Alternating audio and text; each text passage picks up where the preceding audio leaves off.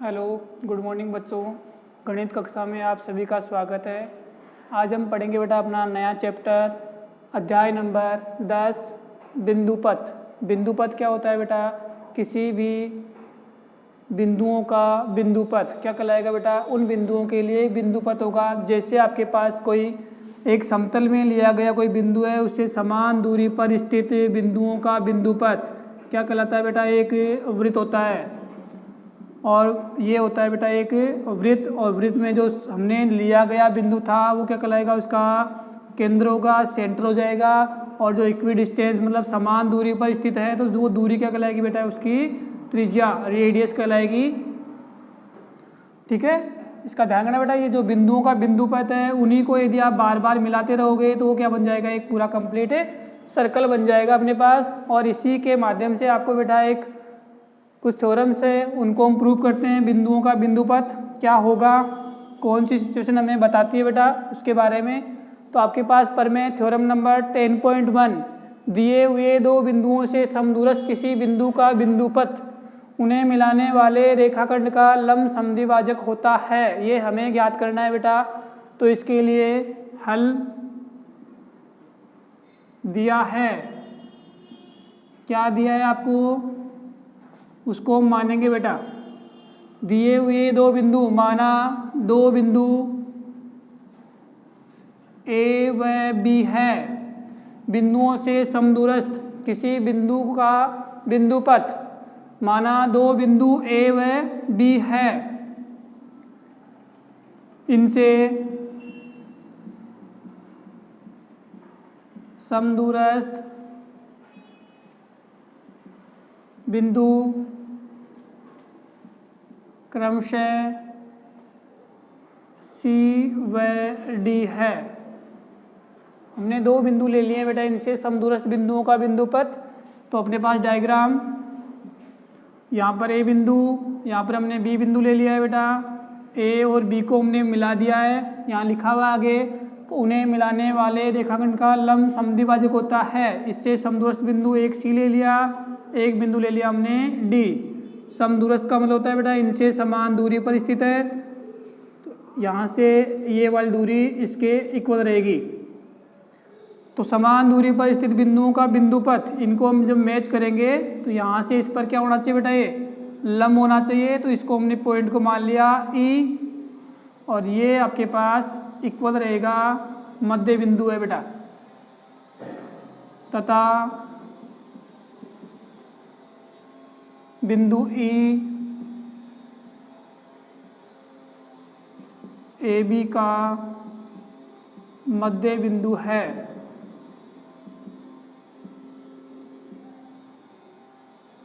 सिद्ध करना है, सिद्ध क्या करना है बेटा हमें? ये जो लाइन है आपके पास कि लंब समद्विभाजक होता है, मतलब कंफर्म हो गया कि सी ई लंब होगा ए बी पर, व तथा दूसरा भी आप ले सकते हो डी ई भी लंब होगा किस पर? ए बी पर। लंब होना चाहिए बेटा ये।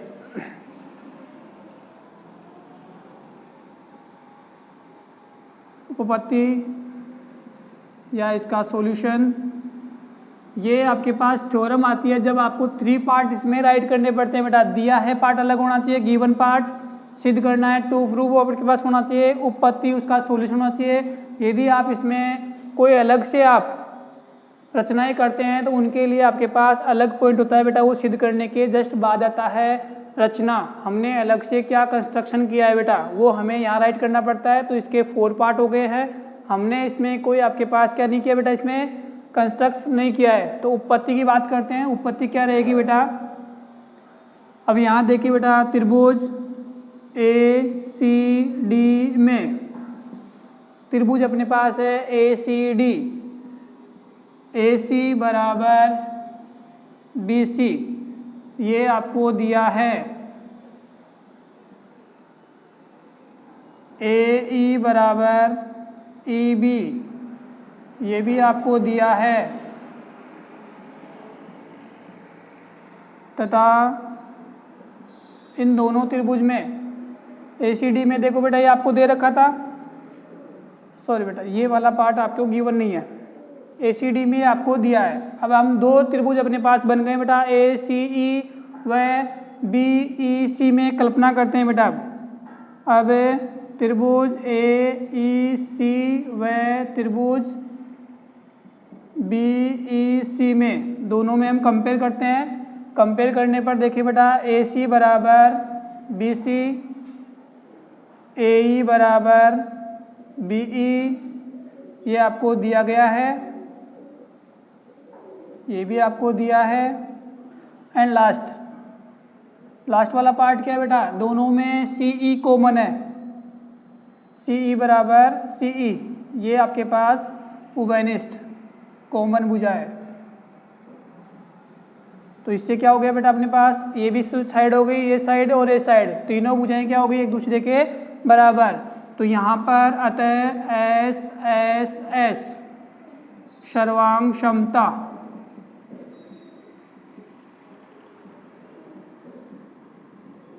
गुण धर्म से क्या हो जाएंगे बेटा, दोनों त्रिभुज AEC सर्वांगक्षम हो गया है, त्रिभुज BEC के सर्वांगक्षम त्रिभुजों के संगत भाग समान होते हैं, इसलिए कोण AEC बराबर कोण BEC होगा बेटा, किससे, CPCT नियम से। जब दोनों त्रिभुज आपके बराबर है उसके बाद बात करते हैं बेटा हम। अब जो आपके पास AB क्या है बेटा, एक स्ट्रेट लाइन सरल रेखा है, तो सरल रेखा के एक और बने कोणों का मान कितना होता है, 180 डिग्री होता है। इसलिए हम कह सकते हैं कि AEC प्लस BEC बराबर कितना होगा, 180 डिग्री होगा। अब इसमें देखिए बेटा, AEC और BEC दोनों क्या है, एक दूसरे के बराबर, तो हम कह सकते हैं कि AEC प्लस BEC की जगह हम लिख देंगे बेटा, AEC बराबर हो गया 180 डिग्री के बराबर। ये टू एंगल हो गए हैं, AEC प्लस इक्वल हो गया बेटा 180 डिग्री। अब इसके बाद हम इसमें 2 आपके पास मल्टीप्लाई में आएगा, तो इधर किस में हो जाएगा बेटा, अपने पास डिवाइड में हो जाएगा। तो एंगल AEC बराबर हो गया 90 डिग्री। इसी प्रकार दूसरा वाला कोण कौन सा है बेटा, BEC, वो भी कितना हो जाएगा, 90 डिग्री हो जाएगा। अब बात करते हैं बेटा, अपने पास त्रिभुज AEC सर्वांगक्षम हो गया है त्रिभुज BEC के। ये अपने पास पहले वाले जो जितना हमने कर दिया है उसमें हो गया है बेटा। इसी प्रकार त्रिभुज AED सर्वांगक्षम हो जाएगा त्रिभुज BED के, और यहाँ से जो एंगल है 90 डिग्री का हो जाएगा। AED बराबर BED, वो भी कितना हो जाएगा बेटा, 90 डिग्री का हो जाएगा। तो हम कह सकते हैं कि जो C और D जो बिंदु थे आपके पास समदूरस्थ, उनको जब मिलाया हमने तो वो क्या किया बेटा, AB को E पर मिल रहे हैं। तो E क्या था बेटा, AB का मध्य बिंदु है, और साथ में इसने 90 डिग्री भी मिला दिया है। अतः हम कह सकते हैं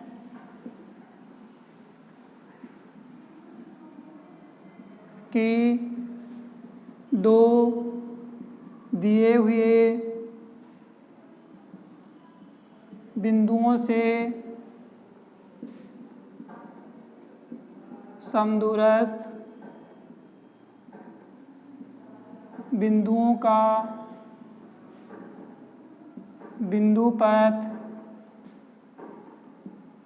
उन्हें मिलाने वाली या मिलाने वाले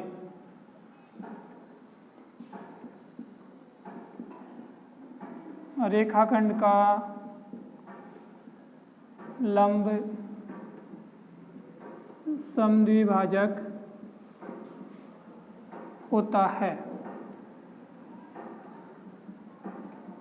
क्योंकि अपने पास ए बी का मध्य बिंदु पहले से ई था और ये वाला कोण हमने 90 डिग्री ले आए हैं, तो वो तो 90 डिग्री का क्या हो जाएगा बेटा, लंब हो जाएगा, और पहले से मध्य बिंदु था तो क्या हो जाएगा, समद्विभाजक हो जाएगा। अब बात करते हैं बेटा इसी थ्योरम की विलोम, उल्टी थ्योरम है बेटा इसके। अब बात करते हैं बेटा हम प्रमेय नंबर 10.2, जो आपके पास प्रमेय नंबर 10.1 का प्रतिलोम विलोम है बेटा। विलोम यहाँ पर ये क्या दे रखा है, इसका कथन देखें, दो दिए गए बिंदुओं को मिलाने वाली रेखा के लंब समद्विभाजक पर स्थित बिंदु दिए गए बिंदुओं से क्या होंगे, समदूरस्थ होंगे। जितना उसने कहा है उसके अनुसार हमने डायग्राम मान लिया बेटा। माना त्रिभुज ए बी सी में ए बी का मध्य बिंदु डी है, लंब समद्विभाजक, और लंब क्या मान लिया हमने, सी डी, जिसका स्थित बिंदु कौन सा बिंदु बेटा, हमने बिंदु ले लिया है सी, तो सी से क्या है बिंदु डी, तो सी डी लंब है किस पर, ए बी पर, और ये ए डी बराबर क्या है बी डी। क्यों, क्योंकि ए बी का क्या है अपने पास डी मध्य बिंदु है। तो इसके लिए ज्ञात करते हैं बेटा, दिया है में क्या दिया है बेटा, माना त्रिभुज ए बी सी में ए बी का मध्य बिंदु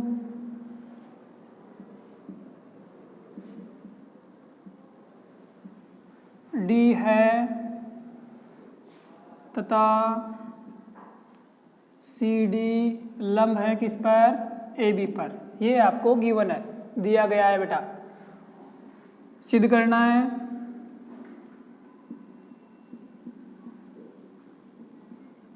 कि AC के बराबर BC होना चाहिए, AC बराबर BC, ये हमें सिद्ध करना है। उत्पत्ति सॉल्यूशन इसका वो देखते हैं बेटा। त्रिभुज ADC व त्रिभुज BDC में, इन दोनों त्रिभुज में हम कंपेयर करते हैं बेटा। तो AD के बराबर BD आपको दिया गया है, D AB का मध्य बिंदु, इस कारण से दोनों क्या हो जाएंगे एक दूसरे के बराबर। तथा दूसरा क्या दे रखा है बेटा, ADC बराबर BDC, प्रत्येक कोण 90 डिग्री।